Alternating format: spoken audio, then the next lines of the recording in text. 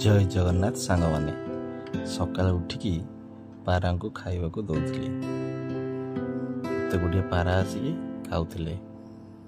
बहुत दूर गोटे पार्टी शुभिला। ये भाई जनक पार्टी करुले। ये भाई को जाई पचार कहली कहीं पार्टी करुच। ये भाई कहले बिले रे षंढ पशिकी धान खाऊची। षंढ पाई पूरा व्यस्त हो जाइछंती। षंढ किंतु बिले रे खाइबारे व्यस्त। देखते षंढटी केमिति सीधार खाऊची। धान एबे हेची षंढ खाऊची।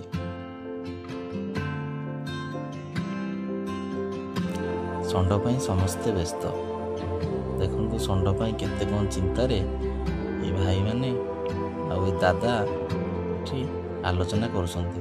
षंढ सब धान खाईगला आ षंढ पाई आमे कौन करबा। आ किछि करियबनी षंढ को सब छाड़ी दबा। जय जगन्नाथ।